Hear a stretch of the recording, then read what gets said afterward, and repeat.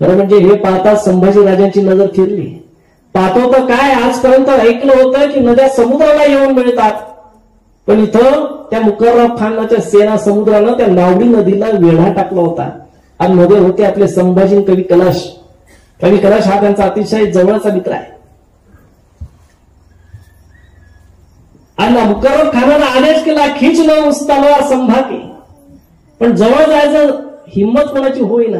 एखाद्यानं खूप हिंमत करून एक पाऊल पुढे टाकलं, पण संभाजीची नजर वर उठतात 4 पावलं मागे सरकायचा जातो.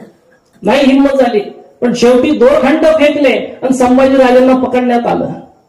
मराठ्यांचा राजा मोगलांच्या तावडीत सापडला. फितुरी यशस्वी झाली.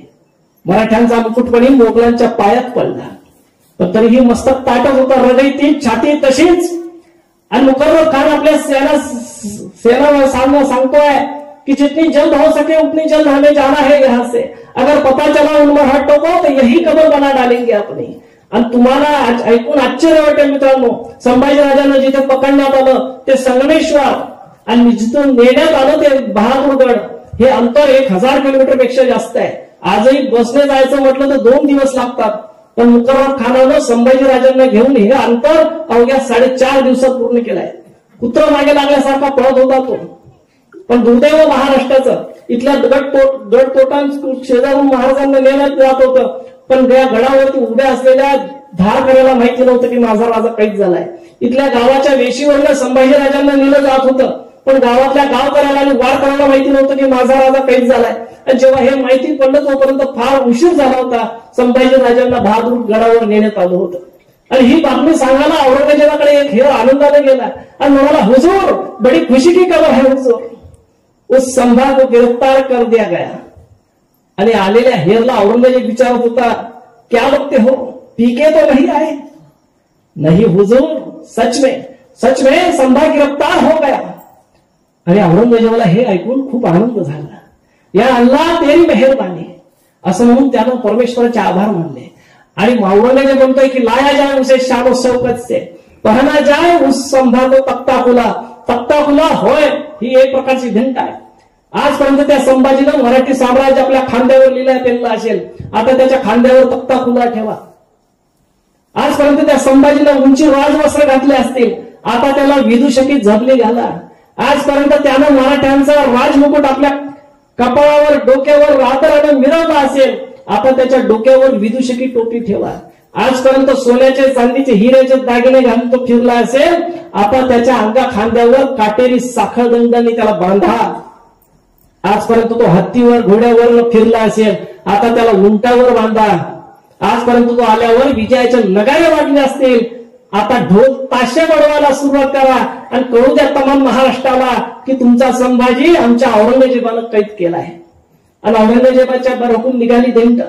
संभाजीराजांना विदूषकी झबली, विदूषकी टोपी चढवण्यात आली, उंटाला बांधण्यात आलं, काटेरी साखळदंडाने जखडण्यात आलं आणि वाजत गाजत निघाली दिंड. आणि औरंगजेबाच्या छावणीत एकच कल्लोळ उडाला होता, जो तो संभाजीराजांना पाहण्यासाठी आतुर होता. कोण हा संभाजी, ज्यानं तब्बल 9 वर्ष औरंगजेबाच्या सैतानी डोक्यात गोंधळ घातला, तो संभाजी दिसतो कसा, तो संभाजी आहे कसा, हे पाहण्यासाठी कोणी कोणाच्या डोक्यावर, कोणी कोणाच्या खांद्यावर, कोणी झाडावर, सगळी छावणी उलटली होती.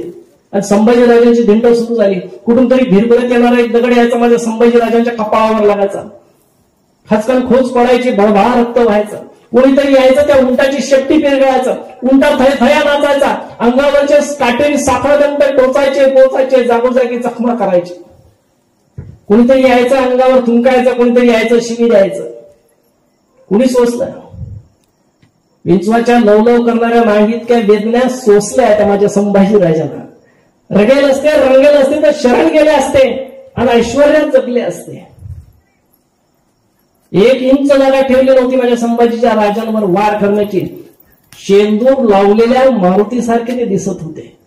आणि तशाच परिस्थितीत त्यांना औरंगजेबा पुढे उभं करण्यात आलं. तख्तासीन झालेला औरंगजेब हळूहळू खाली उतरतोय. आणि औरंगजेब जेव्हा खाली उतरतोय, त्यांच्या सोबत काही कलश आहे. आणि तो ते जग प्रसिद्ध त्याचं काव्य म्हणतोय की हाथी घोडे तोफ तलवारे फौज तो तेरी सारी है, पर जंजीरों में जकड़ा राजा मेरा अब भी सब पे भारी है. औरंगजेबानं त्याकडे दुर्लक्ष केलं. हळूवार पावलं टाकत औरंगजेब खाली आला, संभाजीच्या समोर जाऊन उभा राहिला. आणि तोच वजीर आसन खान बाजूला उभा आहे. हा वजीर म्हणतोय की संभा रे झुक जाओ आलमगीर के सामने. आणि हे ऐकताच कवी कलश म्हणतोय, अरे राजा है वो राजा, झुकेंगे नहीं झुकाएंगे. आणि मग वजीर आसन खान संतापला. त्यानं सरकन तलवार काढली, कवी कलशाच्या गळ्याला लावली, म्हणाला खामोश, अल्लाह ताला के दरबार में है तू खामोश. आणि औरंगजेब बोलतोय सबूर आसम सबूर. आणि औरंगजेबानं तो संभाजी रक्ताळलेला संभाजी अपार मस्तक निहाळला. आणि औरंगजेबाची नजर थांबली ती संभाजीच्या डोळ्यावर. तीच नजर तेज.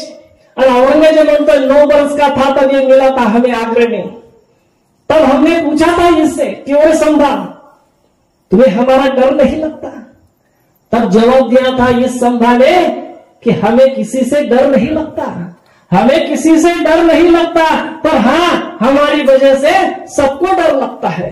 सच कहा था काफिर ने, कभी सोने नहीं दिया, पर अब नहीं, अब कैद रहे तू हमारे. असं म्हणून परमेश्वराचे आभार मानण्याकरता औरंगजेब खाली गुडघ्यांवर बसला आणि कुराणाच्या काही रोगाता पळायला लागला. आणि औरंगजेब आपल्या समोर गुडघे टेकून बसलाय हे पाहून संभाजी महाराज कवी कलशाला म्हणतात, कवीजी कवी आहात तुम्ही, तुम्हाला सुचते का या प्रसंगावर एखादी कविता. कवी कलशाला आश्चर्य वाटलं, काय माणूस आहे, औरंगजेबाच्या दरबारात आहे, मरणाच्या दारात आहे, पण म्हणतो काय तुम्हाला सुचते का एखादी कविता. आणि कवी कलश देखील म्हणतो, हा राजन तुम हो साचे